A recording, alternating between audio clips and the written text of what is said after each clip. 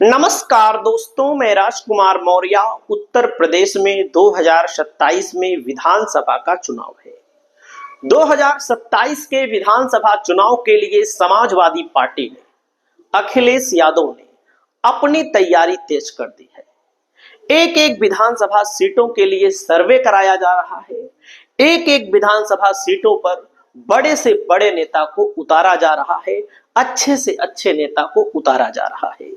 आज की इस वीडियो के माध्यम से हम बात करने जा रहे हैं दो दिग्गज नेताओं की सीट। ऊंचाहार विधानसभा क्षेत्र में मनोज पांडे का एक तरफ दबदबा बताया जाता है। विधायक हैं, वर्तमान में 3 बार लगातार विधायक रहे। दबदबा था तभी तो विधायक रहे। स्वामी प्रसाद मौर्य का दबदबा है। विधायक ऊंचाहार की सीट पर कभी नहीं रहे। ऊंचाहार की सीट का नाम जब डलमऊ था तो स्वामी प्रसाद मौर्य यहां के विधायक हुआ करते थे। 2 बार चुनाव हुआ, 3 बार चुनाव हुआ, 2012, 2017, 2022। 3 बार में 2 बार स्वामी प्रसाद मौर्य के बेटे उत्कृष्ट मौर्य चुनाव लड़े, लेकिन मामूली अंतर से चुनाव हार गए समाजवादी पार्टी से। एक बार बसपा से लड़े थे उत्कृष्ट मौर्य 2012 में, और एक बार भाजपा से लड़े। भाजपा से भी हार गए, बसपा से भी हार गए। 2022 में भी टिकट चाह रहे थे, लेकिन समाजवादी पार्टी में दोनों नेता पहुंच जाते हैं, एक दूसरे के धुर विरोधी भी हैं। तो जाहिर सी बात, मनोज पांडे की जीती हुई सीट थी, तो मनोज पांडे को समाजवादी पार्टी ने लड़ाया। स्वामी प्रसाद मौर्य जी फाजिल नगर से लड़े, हार गए। फिर उसके बाद समाजवादी पार्टी ने एमएलसी बनाया। फिर उसके बाद स्वामी प्रसाद मौर्य जी ने समाजवादी पार्टी से त्यागपत्र दे दिया, एमएलसी पद से इस्तीफा भी दे दिया। दोनों नेता सपा में नहीं है, यानी कि दोनों नेता सपा को छोड़ चुके हैं। दोनों नेता में फर्क इतना है कि मनोज पांडे सपा के टिकट पर जीते थे, सपा के सिंबल पर जीते थे, इन्होंने इस्तीफा नहीं दिया। स्वामी प्रसाद मौर्य ने इस्तीफा दिया। वो अलग मैटर है, वो उन लोगों का मैटर है, उससे हमसे नहीं मतलब है। अब यहां पर दोस्तों मैं आपको बताना चाहूंगा, समाजवादी पार्टी जबरदस्ती किसी को तो टिकट देगी नहीं, जबरदस्ती मनोज पांडे को तो बुलाएगी नहीं, स्वामी प्रसाद मौर्य को तो बुलाएगी नहीं, क्योंकि दोनों लोगों ने पार्टी छोड़ दी है। सपा ने निकाला थोड़ी ना है, पार्टी खुद छोड़ी है दोनों नेताओं ने। तो यहां पर समाजवादी पार्टी ने सांसद जौनपुर के बाबू सिंह कुशवाहा को मैदान में उतार दिया। 15 सितंबर को बाबू सिंह कुशवाहा पहुंचते हैं जौनपुर की ऊंचाहार सीट पर, जहां पर एक भव्य प्रोग्राम किया गया था, बड़ा प्रोग्राम किया गया था, जिसकी संख्या भी मैं आपको दिखा देता हूं। और यहां पर बाबू सिंह कुशवाहा ने जो भाषण दिया, इनके भाषण में बड़ा भाई यानी कि स्वामी प्रसाद मौर्य जी, भतीजा यानी कि उनके बेटे उत्कृष्ट मौर्य जी, इन पर निशाना साधा गया। मतलब कि कोई कड़क अंदाज में नहीं, एकदम सहूलियत में, सभ्य भाषा में, कि भाई 15 से 20 साल आपको ऊंचाहार की जनता ने दिया, आप नहीं जीत पाए, तो अब एक ही भतीजा थोड़ी ना है ऊंचाहार में जो कि वही बार बार लड़ेगा। अब नए भतीजे की तलाश में हम आ चुके हैं।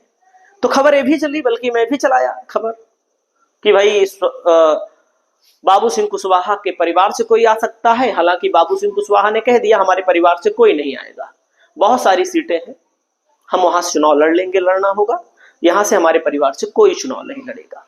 तो बहुत सारे लोग हमसे पूछ रहे भैया कौन चुनाव लड़ेगा, कौन चुनाव लड़ेगा, क्योंकि मैंने एक बार बता दिया पहले कि भाई इनके परिवार से लड़ेगा, तो लोगों ने विश्वास माना, इन्होंने मना भी कर दिया। तो ऊंचाहार की सीट पर एक तरह से 2 मजबूत लोगों के बीच समाजवादी पार्टी ने तीसरा मजबूत व्यक्ति भेज दिया है। बाबू सिंह कुशवाहा जब यहां पहुंचते हैं तो यहां पर एक जातिगत आंकड़ा देख लीजिए, प्रत्याशी का भी नाम बता दे रहे हैं, संभावित बताएंगे, उसको कंफर्म मानिएगा, क्योंकि जितने नाम हम बताएंगे अपने वीडियो के माध्यम से 90% सही रहेगा, 10% गलत हो सकता है। मजबूत लोगों के नाम हम खुद बताते हैं। जैसे पासी यहां पर है जो 64,000, गूगल का आंकड़ा है, लेकिन पासी 64,000 नहीं है, कम से कम 70,000 से ज्यादा होंगे, 75,000 होंगे। पासी वोटर आप दिमाग लगाइए, लोकसभा के चुनाव में CSDS का आंकड़ा बताता है कि 60% लोगों ने सपा को वोट दिया। और खास करके चाहे अमेठी का क्षेत्र हो, चाहे रायबरेली का क्षेत्र हो, यहां का जो दलित है, जो पासी है, जो बैकवर्ड है, जो सवर्ण है, वो भाजपा को नहीं पसंद करता है, कांग्रेस को पसंद करता है। आपको याद होगा लोकसभा का चुनाव 3,90,000 वोटों से ज्यादा अंतर से राहुल गांधी चुनाव जीते। ऊंचाहार की विधानसभा में, अरे एक विधानसभा में 400 बूथ या 390 बूथ या 425 बूथ, जैसे छोटी बड़ी विधानसभा होती है ऐसे होता है। राहुल गांधी की पार्टी केवल और केवल 10 बूथों पर हारी थी। 400 बूथ मान लीजिए एवरेज में, 390 बूथ पर जीती। बहुत बड़ा आंकड़ा है 390 बूथ, यानी कि बीजेपी केवल 10 बूथ पर जीत पाई थी। बीजेपी के प्रत्याशी दिनेश प्रताप सिंह, मंत्री, वर्तमान में भी मंत्री हैं। आप समझ सकते हैं यहां पर सपा कांग्रेस की ताकत कितनी बड़ी है। तो पासी समाज सपा का वोटर है।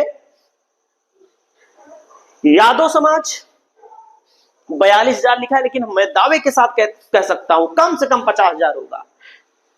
दो साल पहले का आंकड़ा है, एकदम साफ बात 2 साल का है, 5 साल पहले का आंकड़ा है। उसके अलावा यादव की आबादी, मौर्य की आबादी कई जगहों पर दिखाई ही नहीं जाती। हम लोगों के यहाँ 15-20,000 मौर्य होंगे, नहीं दिखाया जाता। पाल होंगे, नहीं दिखाया जाता। क्यों नहीं दिखाया जाता? ताकि इस समाज के लोग विधायक, सांसद ना बन सके, लड़ने की हिम्मत ना कर पाए, क्योंकि जातिगत आंकड़ों से एक आधार मिलता है। ब्राह्मण यहाँ पर 40,000 है, अनुमानित यहाँ पर बताया गया है। हो सकता है 45,000 हो सकता है 50,000 हो, हम उन पर भी शक नहीं कर रहे हैं। क्षत्रिय यहाँ पर 36,000 बताए जाते हैं, हो सकता है 40,000 हो। लेकिन ब्राह्मण और क्षत्रिय का वोट आप सबको पता है किसको मिलता है? बीजेपी की मुहर है इस पर। बीजेपी की एसेट्स है, संपत्ति है, जैसे समाजवादी पार्टी की यादव संपत्ति है। मौर्य 25,000 भले बताया गया है यहाँ पर, जो वहां के लोग बताते हैं कि 45 से 50,000 के बीच में मौर्य आबादी है, 40, 45, 50। और यहाँ पर मुस्लिम आबादी 18,000 बताई गई है। ये तो पुराना आंकड़ा है ना, कम से कम 30,000। तो मैं आप सभी दोस्तों को बताना चाहूंगा, देखो लिख करके थोड़ा सा आंकड़ा दिखाना चाहूंगा। यहाँ पर जो पासी मतदाता है कम से कम 70,000 है, ज्यादा होगा कम से कम। यादव मतदाता कम से कम 50,000, कम से कम बात कर रहा हूं। तो कुछ लोग कहेंगे अपने मन से बता रहे हैं। ब्राह्मण ठाकुर मतदाता सपा को वोट नहीं देगा, ये तय है। चाहे जिसको भाजपा लड़ाएगी वो भाजपा को वोट देगा। अब इसको मौर्य क्या है? मौर्य भी सपा का वोटर नहीं है, लेकिन जब टिकटवा मिल जाता है ना, देते हैं। और ऐसा भी नहीं है कि मौर्य सपा को वोट ही नहीं देता, देता है। तो दोस्तों कम से कम 40 से 45,000 है, 40,000 मान लीजिए, 40,000। मुस्लिम 30,000। अन्य भी हैं, ऐसा थोड़ी यही है 5-6। अन्य में चौहान हो गए, चौरसिया हो गए, नाई हो गए, कुम्हार हो गए, जो छोटी छोटी जातियां हैं जिनकी संख्या कम है, ये भी हैं अन्य में। तो यहां पर समाजवादी पार्टी को बैकवर्ड का वोट मिलना है, तो समाजवादी पार्टी मौर्य कैंडिडेट 100% लड़ाएगी। मौर्य ही मुकाबला कर पाएगा बीजेपी का। यहां पर पहले भी मुकाबले में रहा है। देखो पिछली बार अमरपाल मौर्य लड़े, भाजपा से हार गए, क्योंकि सपा का वोट इतना ज्यादा है, यादव का, मुस्लिम का और पासी का। अंजलि मौर्य, 2 मौर्य की लड़ाई में मनोज पांडे चुनाव जीते। ठीक है, मनोज पांडे का अपना जनाधार है। यहां पर 3 बार चुनाव हुआ, तीनों बार सपा जीती है। 2017 में 1934 वोटों से जीते थे मनोज पांडे, 2012 में 2582 वोटों से जीते थे। दोस्तों अमरपाल मौर्य को 2022 में लड़ाया गया था भाजपा से। भाजपा ने इनको राज्यसभा का मेंबर बना दिया है, और लोकसभा के चुनाव से पहले स्वामी प्रसाद मौर्य के पुत्र कांग्रेस में भी शामिल हुए थे। ये चीज इन लोगों को निगेटिव कर रही है। लेकिन जैसे हम तो चाहते हैं कि एक ही मौर्य चुनाव लड़े। अब खबर ये भी है कि उत्कृष्ट मौर्य 100% चुनाव लड़ेंगे, चाहे बसपा से लड़े, चाहे अपनी जनता पार्टी से लड़े, चाहे जिस पार्टी से लड़ेंगे, लेकिन चुनाव लड़ेंगे। 2 मौर्य की लड़ाई में तीसरा फायदा भी उठा सकता है।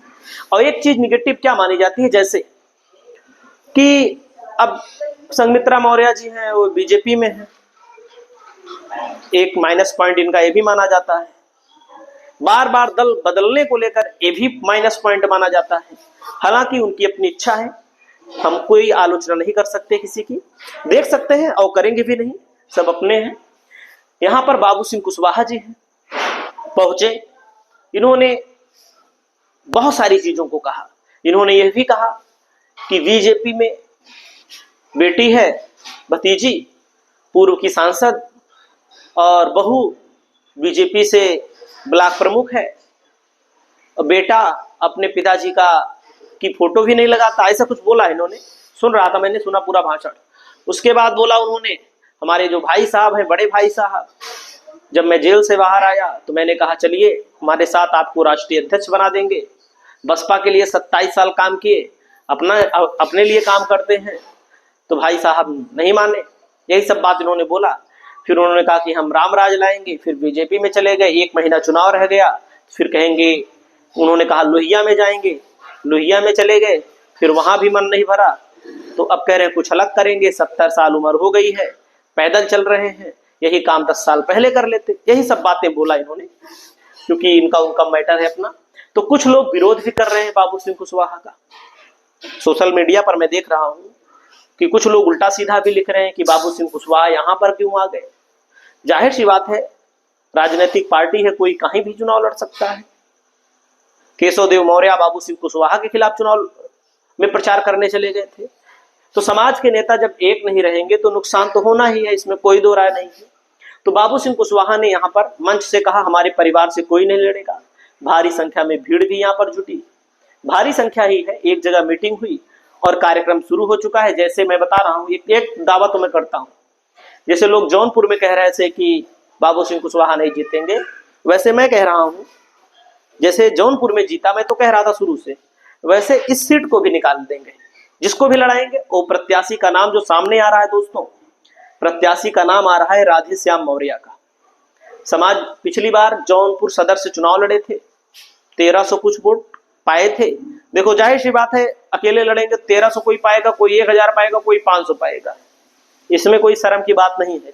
पहली बार चुनाव लड़े, युवा है, ऊंचाहार की धरती से है, तो ऊंचाहार की धरती से बाबू सिंह कुशवाहा अपने प्रदेश अध्यक्ष बाबू सिंह कुशवाहा यूथ ब्रिगेड राधेश्याम मौर्य को चुनाव लड़ा सकते हैं, ऐसी प्रबल खबर है। पिछली बार भी चुनाव लड़े हैं, लगभग मेरा मानना है इन्हीं को लड़ाया जाएगा। बाकी समाजवादी पार्टी पीडीए से ही टिकट देगी। पीडीए में मौर्य को 25 से 30 टिकट मिलने की संभावना है और मजबूत दावेदार जो हैं वे चुनाव जीतेंगे भी। आपकी क्या राय है सपा के पीडीए को लेकर, ऊंचाहार की इस सीट को लेकर? आप लोग कमेंट करके बताइएगा। बहुत बहुत धन्यवाद, बहुत बहुत शुक्रिया।